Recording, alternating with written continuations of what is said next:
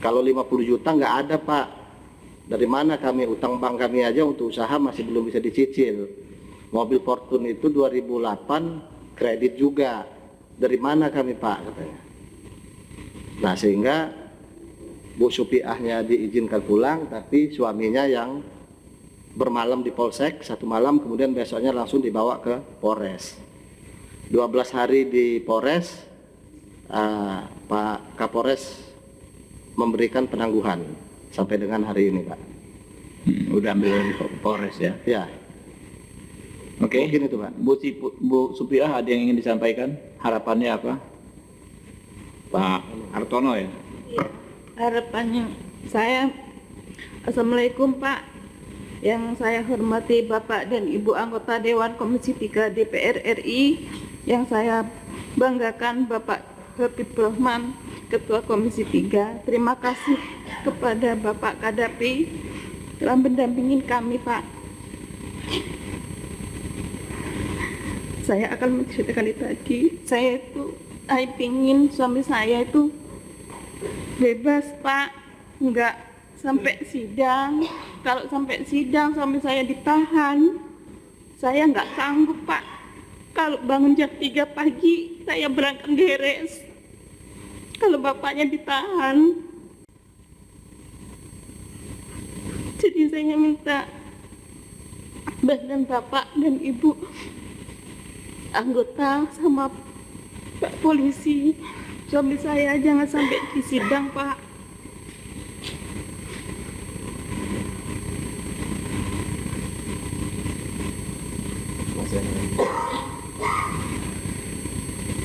Mobil itu saya beli kredit Pak. Saya beli Fortune tua 2008 Pak, maaf, 2008. Bukannya untuk gaya apa gimana, enggak Pak. Saya beli Fortune tua itu karena jalan di kanan jelek Pak.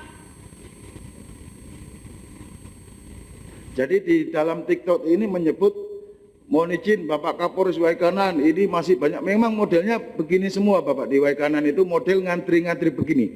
Dan ngantri-ngantri begini tidak ada kami lakukan penangkapan. Karena ini pengecil kecil yang langsung ngambil dimodif mobilnya, itu memang salah juga, kami tidak melakukan penangkapan, tapi ini masyarakat kecil. Akhirnya kami melakukannya dengan cara Polantas hadir di situ untuk menertibkan. Kami polisi tahu ini pelanggaran karena motornya itu dimodif Tiger, sampingnya itu dilas lagi biar nampung lebih banyak. Bahkan itu saya sendiri turun, saya bercandain, wah kalian kalau nggak jual lebih mahal nggak naik haji. Mohon maaf, bercanda dengan masyarakat seperti itu. Ini tidak ada satupun yang saya tangkap, tapi kami tertibkan. Yang model-model seperti ini kami tidak melakukan penangkapan, tapi kenapa kami Bu Sophia ini, Pak Hartono, mohon maaf, kami lakukan penindakan karena memang dari tahun 2010, mohon izin, dari tahun 2010 Bapak Pimpinan, sampai kemarin sudah diingatkan oleh Agus, tetangga persis Ibu Sophia, karena kanditnya ndak enak sama tetangga, diingatkan, dipikir sudah berhenti, rukonya sudah tutup, sekarang sudah buka lagi, kata Kapolsek sudah jualan buah-buahan, bukan untuk nimbun lagi, pindah dengan bangunan baru bentuknya kayu. Mungkin bisa ditanyakan ke beliaunya yang ada di sini. Jadi itu terkait dengan masalah penindakan BBM kami.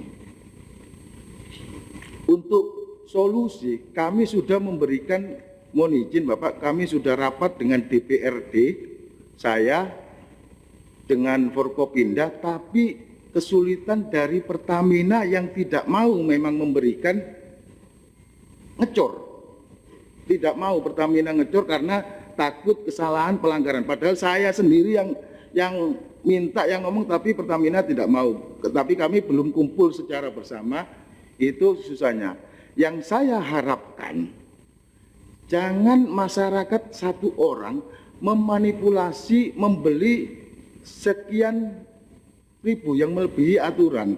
Tapi pingin saya pengecer kecil, kalau ada 5 pengecer, 3 jirigen berarti 15. Kalau ada 10 pengecer berarti 30 jirigen ini milik 10 orang, bukan didominasi 1 orang. Kalau 1 orang itu sudah, kalau kami rasa itu penimbun. Tapi kalau pengecer adalah yang masing-masing, itu sudah saya kasih solusi ke para pengecer, tapi tidak bisa berjalan karena dari Pertaminanya tidak mau memberikan pengecoran dalam bentuk banyak begitu. Kalau cuma 2-3 jirigen bawa motor, kata orang-orang yang ngecer itu selain tidak boleh, ongkosnya juga terlalu mahal. Dan itu solusi untuk harga di kami ini lumayan agak mahal, Bapak. Karena kenapa? Kalau pengecernya langsung ke POM dengan bareng-bareng, mungkin tidak ada selisih. Seperti ini dari Pak Adi, dari Adi yang belum kami tangkap, mohon maaf. Sampai sekarang kami lakukan pengejaran, belum dapat orangnya. Dari Adi sudah harga naik, ke Ibu naik, ke sini naik. Jadi kasihan masyarakat kecil ini di akhir dari pendistribusian ini harganya terlalu mahal. Itu yang kami dapat sampaikan. Mohon izin, siap salah kalau ada sesuatu yang kurang berkenan. Wabillahi taufiq wal hidayah. Wassalamualaikum warahmatullahi wabarakatuh. Assalamualaikum, mohon izin pimpinan Komisi 3 DPR RI, mohon izin Komandan Mardikin Senior. Mohon izin menjelaskan mungkin terkait yang disampaikan oleh Bapak pimpinan. Mungkin saya langsung saja. Yang dimana pada saat itu saya yang memang bernama Bribtu Prandika yang melakukan pemeriksaan terhadap Bapak Hartono dengan Ibu Supiah. Mohon izin kronologinya, pimpinan. Dimana pada saat itu Ibu Supiah datang langsung oleh Hartono, kemudian saya yang melakukan interogasi. Kemudian pada saat menjelang saya sudah di depan komputer, Ibu Sopiah selalu berbicara kepada saya, minta tolong, minta bantu untuk diselesaikan di polsek saja. Tapi saya abaikan karena tidak bisa, karena perintah pimpinan saya untuk sesuai SOP. Nah, kemudian Ibu Sopiah kembali memohon kepada saya untuk selesai di polsek saja. Kemudian menawarkan kepada saya uang 10 juta. Nah, ngomongnya gimana? Siap. Bu Supiah ngomongnya 10 juta gimana? Menawarkannya Siap, gimana? Pak. Mohon izin menawarkan kami ada 10, Pak. Terus saya masih abaikan, dan karena saya pada situ saya depan komputer sudah mengetik interogasi nama Bapak Hartono. Kemudian masih saja seperti itu berulang kali. Saya bilang mau 10 ataupun 50, Pak, saya nggak berani dan saya nggak sanggup. Ya. Mohon izin, nah, Pak. ada gestur Bapak sebut angka gini 5. Siap. Apa maksudnya, Pak? Kan maunya kalau ngomong soal angka 10 juta dan 50 juta dalam konteks prosedural nggak perlu pakai kode-kode. Siap. Maksudnya kode gimana? Mohon izin pimpinan, pada saat itu saya refleks karena saya sedang fokus. Jadi fokus saya terbagi-bagi, pimpinan. Ya nggak ada Saya hubungannya, Pak. Hubungannya apa? Kan Bapak kan sedang berbicara. Kan orangnya ada di depan, ya kan ya? Siap. Mau 10 juta, 50 juta, ya kan? Saya nggak mau, gitu kan ya. Tapi kode 50 itu gimana? Karena pada saat itu saya sedang interogasi Hartono dan Ibu Sopiah di sebelah kiri Pak Hartono. Jadi saya refleks berbicara kepada Ibu Sopiah, mau 10 atau 50 saya nggak berani dan saya nggak bisa, Bu. Langsung saya kembali lagi, dan karena saya fokus, karena pada saat itu sudah sangat malam sekali, sekitar jam 2-3 saya sudah sangat ngantuk. Kita nggak berlama-lama, nggak berlarut-larut ya, Pak ya. Ini teman-teman ya, apa yang dari Polri. Ini kan persoalan di bawah, ini kan sama-sama kita mau benahi, Pak. Ya. Jangan dikira kami ini pihak di luar institusi Polri, enggak. Kami ini terdepan bela Polri, Pak. Kalau institusinya, gitu kan ya. Kita ini kan mau perbaiki.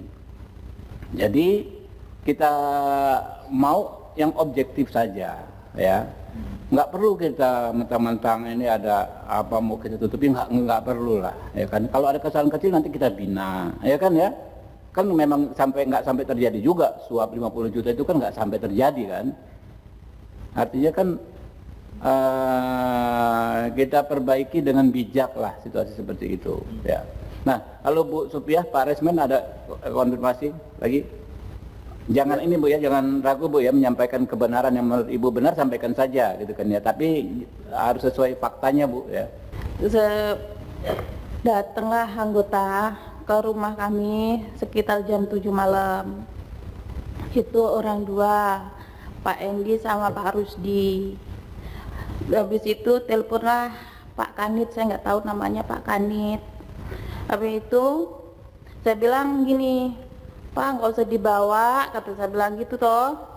Ya gitu, nggak bisa, harus dibawa ke Polsek. Ya ke Bapak kan nggak ada, saya yang dibawa ke Polsek. Sampai di Polsek, saya dimintain keterangan. Yang keterangan itu udah ditanya-tanya minyak dari mana gini, saya bilang minyak nggak ngambil sendiri, minyak itu dikasih sama Adi dari Lampung Utara. Saya bilang juga ini belum saya bayar, baru bayar 2 juta, masih kurang 7.750.000. Nah, habis itu tanya banyak-banyak, saya lupa Pak tanya banyak-banyaknya, ya itu bilangnya oh ya Bu nggak apa-apa, nanti kalau Bapak udah pulang suruh sini, kata gitu. Terus saya tanya, Pak saya boleh pulang? Boleh. Terus saya pulang. Terus pulang, suami saya datang, saya bilangin bahwa minyak sama mobilnya dibawa ke Polsek, nanti Bapak suruh ke sana gitu. Ya udah, ayo kita ke sana. Dan sampai di Polsek juga dimintain keterangan Bapak. Kayak tadi apa namanya, disidik apa di apa gitu.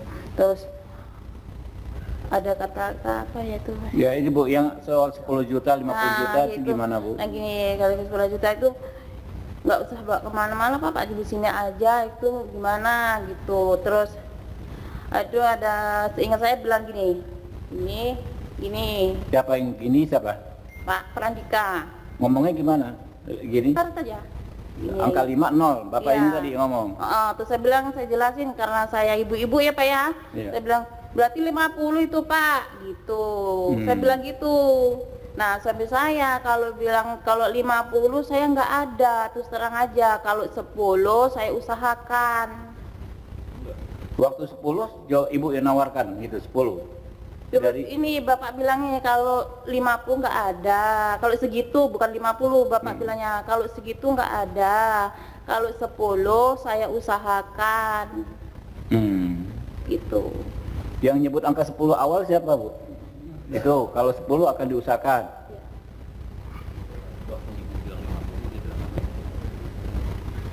Maaf Bu, waktu Ibu kan tadi menyatakan, Ibu bilang berarti 50.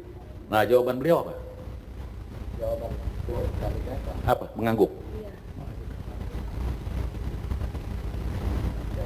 Saya pikir nanti didalami lagi ada yang propam ya. Propam ya. Sama Pak, sama kayak ini kan kita mesti mindset kita ini kalau di internal itu ya presumption of guilty dulu Pak, baru nanti presumption of innocent gitu, istilahnya gitu loh. Kan Bapak reserse juga basicnya kan, awalnya begitu. Nah ini kita mau cari solusinya nih Pak Kapolres. Di luar yang itu ya, itu kita pinggirkan tugas Pak Propam. Saya yakin beliau bisa ini nanti selesaikan gitu dengan baik dan bijaksana. Ya. Faktanya juga kan belum terjadi. Ya ini soal inisiatif saja. Pak Kapolres mana?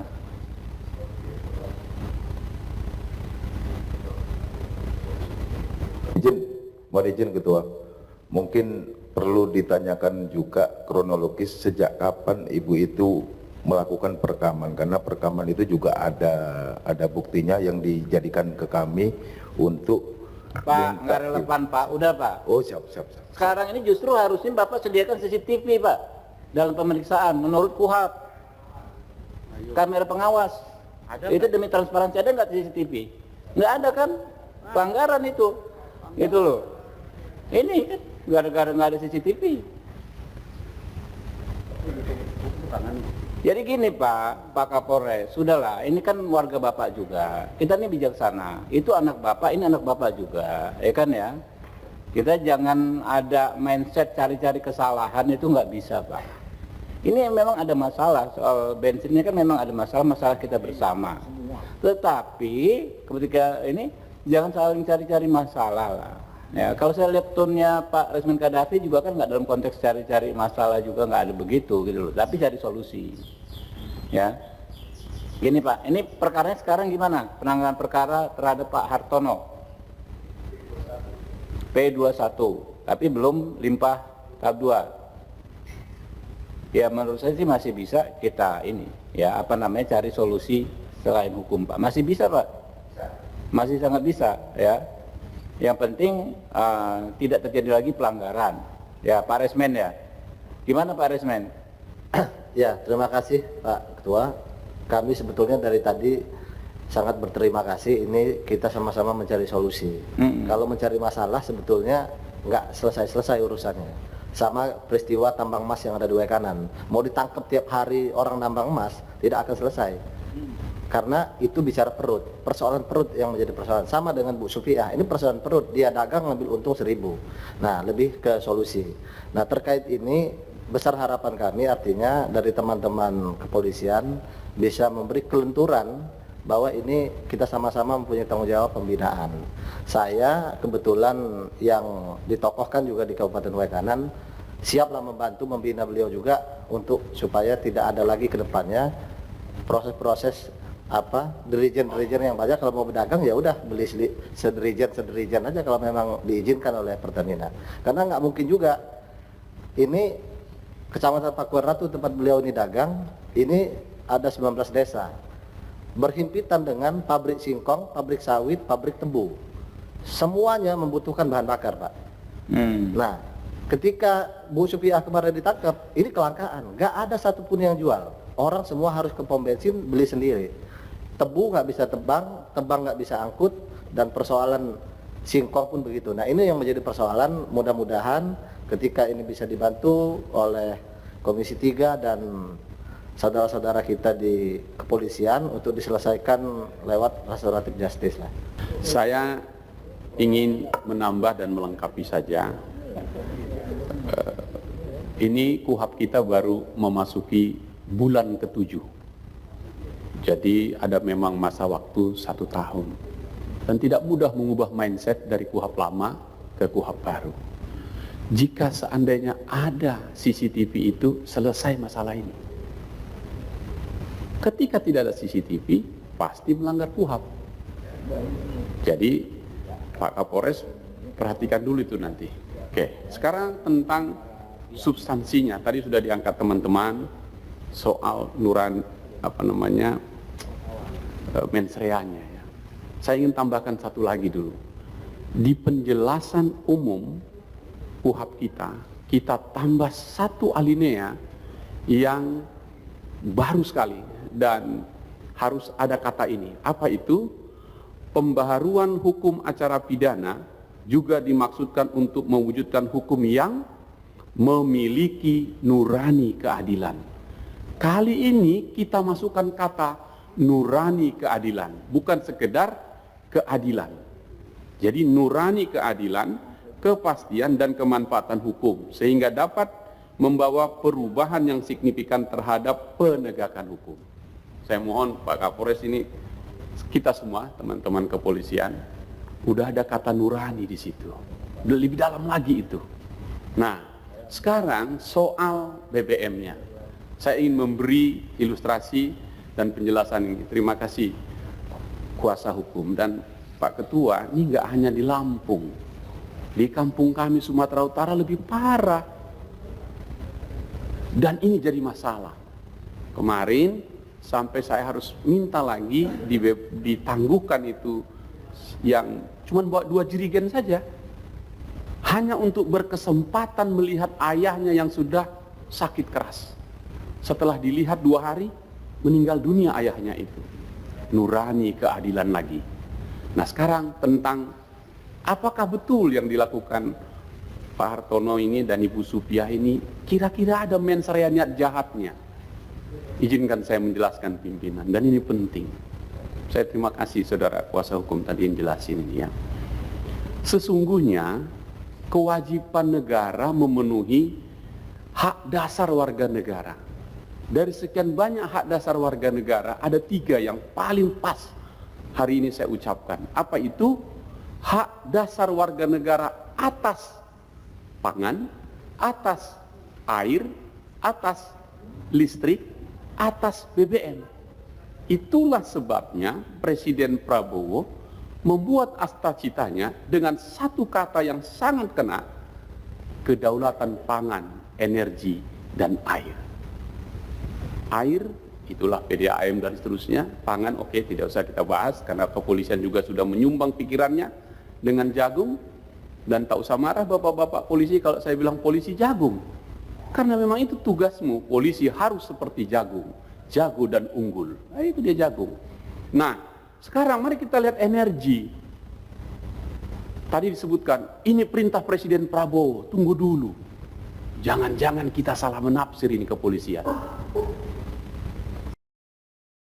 Hanya karena Selat Hormuz perang, Anda perang pula nangkapin yang kayak gitu. Menurut saya nggak nyambung logika itu. Tidak, Pak.